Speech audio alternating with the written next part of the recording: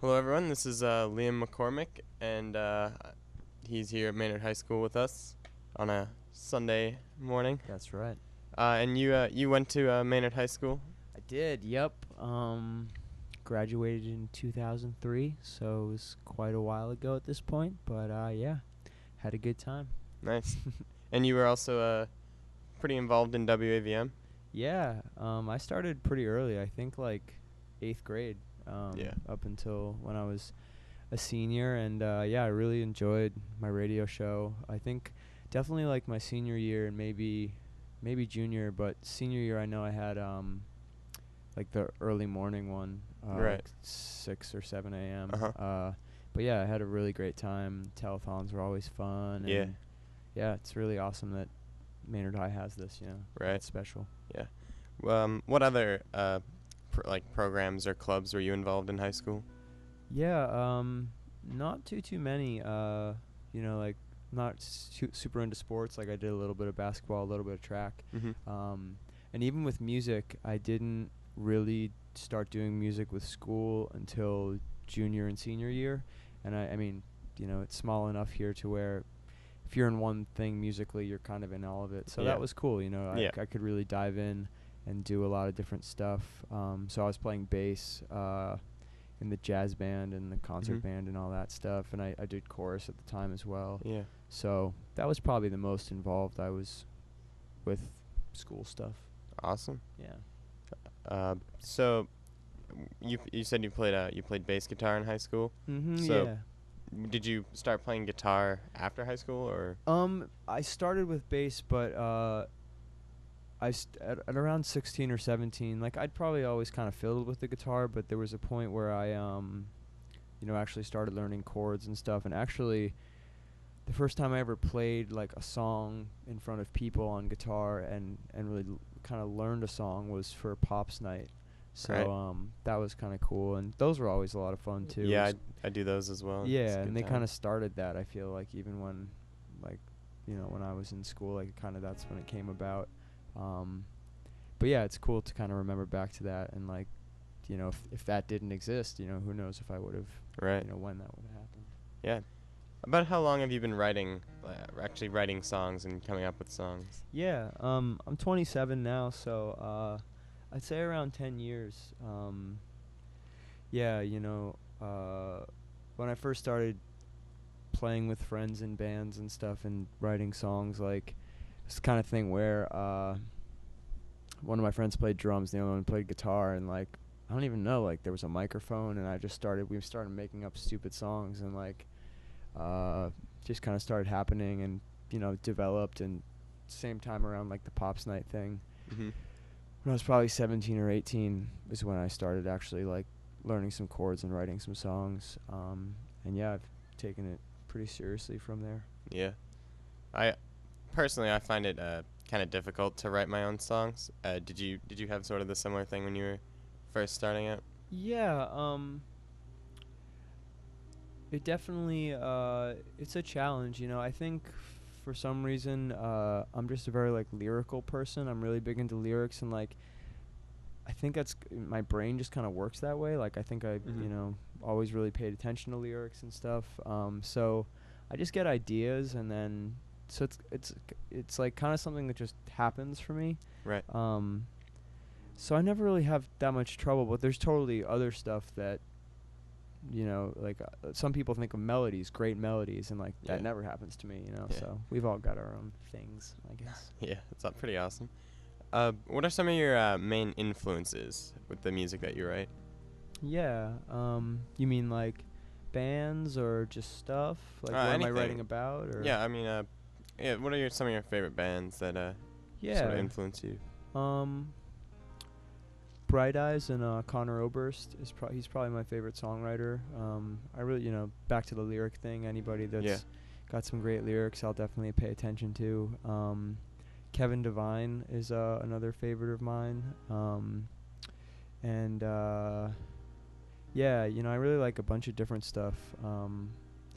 Bands like Thursday have always been a favorite of mine, and but then I like some really like quieter stuff, and really like folk or singer-songwriter is Yeah. cool.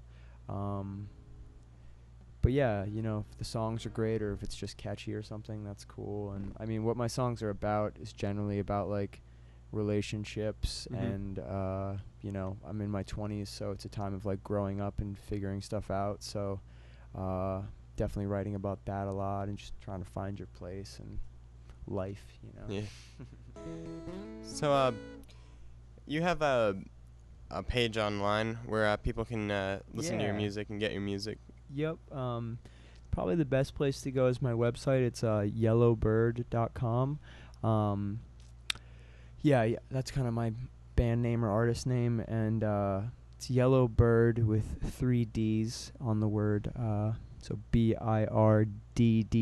So yellowbird.com, and yeah, that links to a music page, and all my music is free for download. And yeah, it's got my shows and news and all that. So Awesome. it's a good place.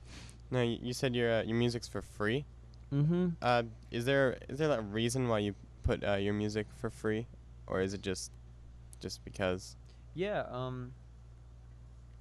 There's definitely a reason. Basically, when I first started, this project in itself, me taking my songwriting pretty seriously, it's not even like it's like been about a year and a half Mhm. that I've been doing this kind of seriously, and really I just want people to have it as easily as possible, and the first record I made did it pretty cheaply. This last one was a bit more expensive, but really, I mean, at the end of the day, like, I'm writing songs so people can have them and connect to them and stuff. And Right.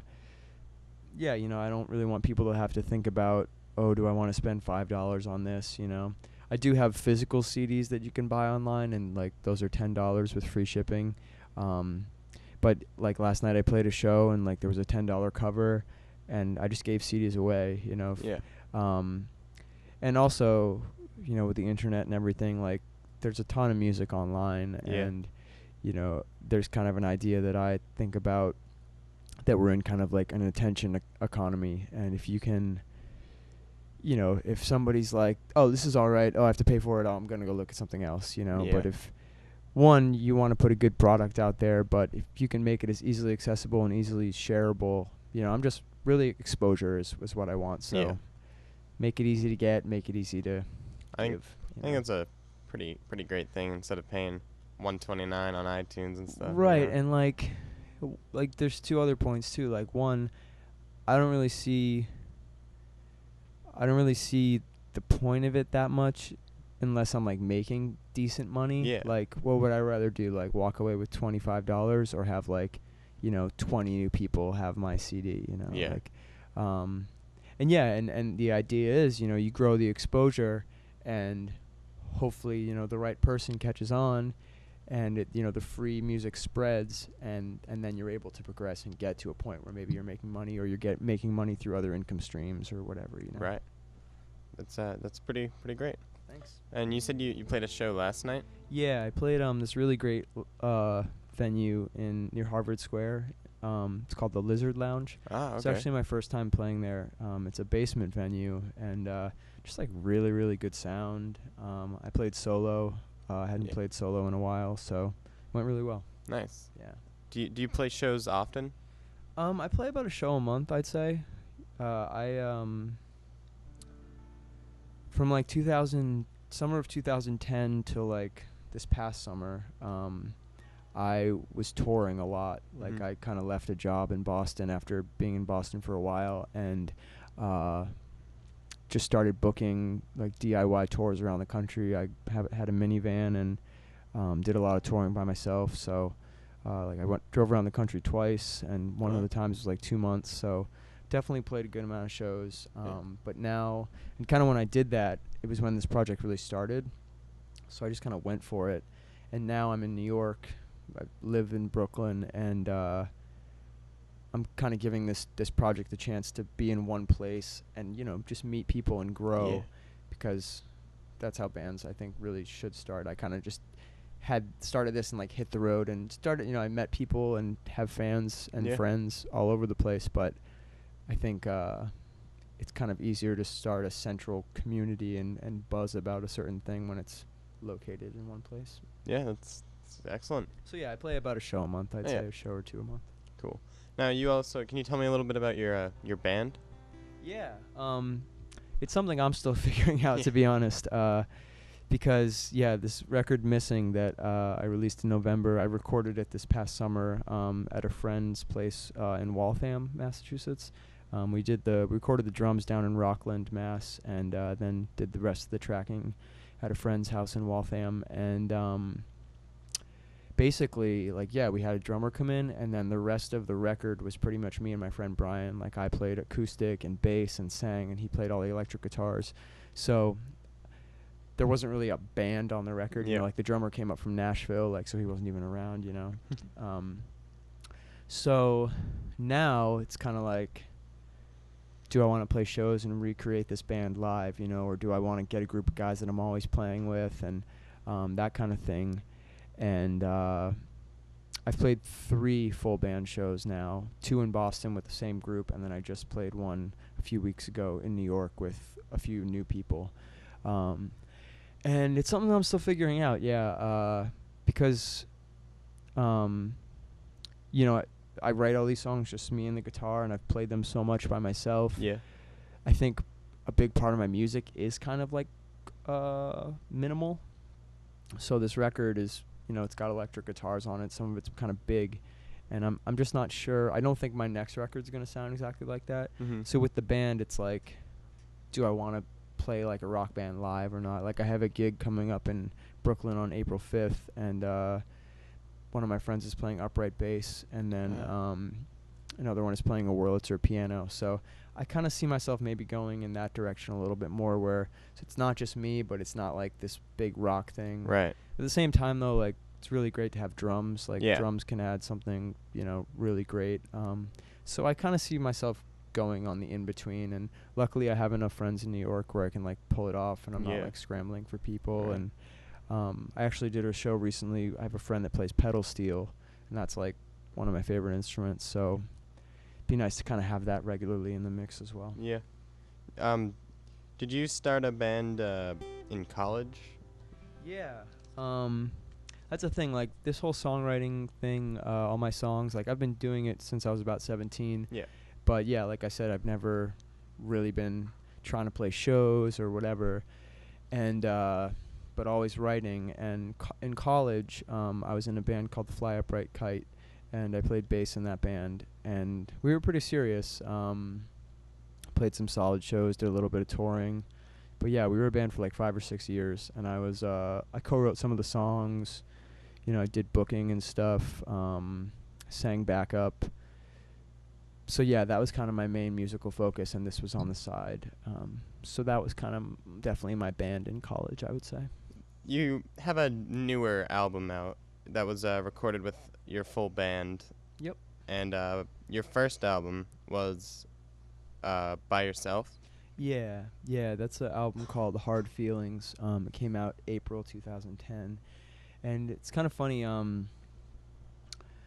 It kind of just kind of happened.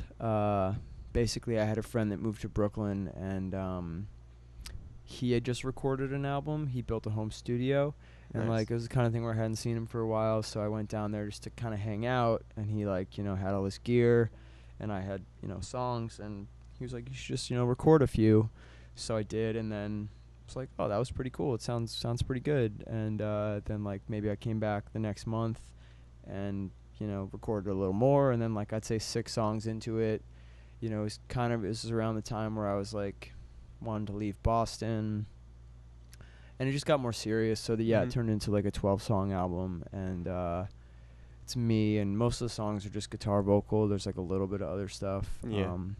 But yeah, and then I've done like 2 EPs, and those are very minimal as well. Yeah. Nice. What do you think? Do you think there's a big difference between your experiences, like recording by yourself and then recording with a full band, or is one easier than the other? Yeah. They're definitely different for sure. Yeah. Mhm. one thing that I'm kind of attracted to, and what appeals to me is actually good point about that first recording as well, that first album. Like, it's all live, and which was easy because it was just me and the guitar. Yeah. But I think that definitely has a vibe, you know. And like a lot of times, the first take, you know, maybe even if you mess up a little bit, or if you don't, there's kind of has a magic because it's the first time, you know. You know, and you do it again, and like, you know, you're thinking about it more and stuff. So I think I might kind of focus more on that moving forward.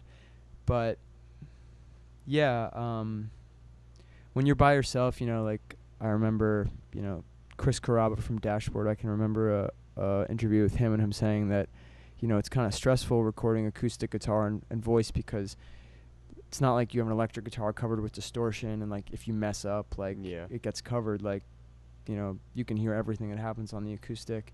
So that's like kind of something to think about. But yeah, I think it's definitely easier recording alone just because you're working with less stuff. But the nice thing about the band is you can really fill out the arrangement. Yeah. And, you know, you get input from other people. So they're just different scenarios. And luckily with like multi-track recording or live recording, you kind of have a lot of options. Right. And, you know, you just want to have fun and hopefully not think about things too much. Yeah, and that's really it, having fun. And yeah. You know, wanted to talk about is your ideas of photographed? Yeah. Can you talk a little bit about that, or what that is? And because I think it sounds really cool. Yeah, thanks, man. It's pretty new. It's an idea that I've had for probably about like half a year, maybe. You know, because I was anticipating recording the album and stuff. Basically, I've started a project online. It's called Photographed. There's a song on the record called Photograph. But yeah, this project's called Photographed, and basically, I asked people that listen to my music, or, you know, anybody really, to email me photos that they've taken of anything, and I basically said that, you know, I'm gonna find these photos from these people that inspire me, and I'm gonna write songs based on the photos, put them online for free. So it's kind of a cool thing, you know. It's probably special for some people. I've heard from a lot of people, which is really great. I've gotten about probably like 20 to 30 emails. People sending like multiple photographs and telling me stories and stuff. So it's been really cool. I already posted one of them, and I have the second one written. I just have to record it. I'm gonna do about 10, and I'm not really on any certain schedule, but definitely gonna keep at it. And yeah, I think it's cool. You know, I think it's there's a lot of great things about it. Like, keeps me writing. You know, keeps me doing something a little different. You know, my imagination and all that. It's special for the people who took the photograph if I, you know, do a song about that. And I like the idea that people will then share it with their friends, and then, you know, maybe more people will listen to my music, my other songs. Yeah. So that's kind of the idea, and yeah, I've gotten a lot of great stuff. Nice. It's pretty awesome project. I think that's Thanks, a pretty great idea. Yeah, I just kind of put it out there, and like I have gotten a lot of great feedback, and it's been pretty surprising. So yeah, it's cool. What are what are some of the like pictures that people have sent you? Yeah, it's been like a really wide range of stuff. The first one was pretty easy for me. It was kind of, you know, this guy sent me photos of like his girlfriend sitting in a field, and they're in a long distance relationship, and he was saying how he like really cares about her and how music is a big part of their relationship. And I've written about stuff like that before, so it just kind of came out. The second song is about this girl and her friend. They kind of went away on this little vacation day trip thing to some like, I think is some river on like the Canada border. I'm not really sure where it was, but like they kind of got away from their small town and just kind of went to this place, and it's this photo of like this girl's like out on this log with all these like branches, and there's shadows and there's water, and like it's the girl's back view, and it's kind of dark. It's just a cool photo. Yeah. But yeah, that one kind of came with a story as well. And I'm excited about that. But I have a friend in Seattle that sent me this photo that I think I might do, where it's just like 2 hot air balloons like in the distance and some trees, and like I just like the photo and like would like to work with it. I have a friend in Amsterdam that sent me this photo, and it's like a Coors Light bottle and like this like tin with stuff in it just on the grass, and like it's kind of out of focus, and like something like that is kind of cool to me. And I've seen photos like from cars, trying to think of other stuff, just everything. A girl sent me a photo, and it was her like in this lawn chair, like it looked at maybe like a music festival, and it just said like, I wish I'll always remember like how like happy and relaxed I was right here, or something like that. Or like I've gotten a lot of someone will send me like a pretty flower or something. So a lot of different stuff. Yeah, it's pretty awesome. I think that's a great idea. Yeah, and people are sending like multiple photographs and stuff too. Yeah. So yeah, it's a lot of fun. It's different. Nice. So I'm out of questions. You can play you can play as more as you want. I got one more song. It's a new song. And thanks for having me, man. Oh no, thank you very much for coming. Yeah, like we said before, yellowbird.com with 3 Ds, and there's a lot of free music there. So if you like what you hear, check it out. And I play, play Boston relatively regularly, in New York. But yeah, feel free to check out the music. Email me, send me a photograph. I'm sure we'll be checking you out sometime at a show or something. Cool. Yeah, I'm playing. I guess I should mention March 31st. I'm playing in Central Square, Cambridge. It's on the website. It's on a Friday or Saturday. I think it's a Saturday night. It's 8 p.m. Playing at this art gallery that I've played before. It's really cool. I think I'm gonna have a trumpet. My friend play trumpet with me, which will be cool. And there's this guy Jeremy who calls himself Small Houses, and he's coming from Columbus, Ohio. So should be a fun night. Yeah, we'll definitely check it out. Awesome. Sounds good. All right. Really great music. Thanks again for coming. Yeah, thank you so much. Totally check out his website for his music and CDs and tour dates, I guess. Yeah, please do. So thanks again, and it's been fun. All right.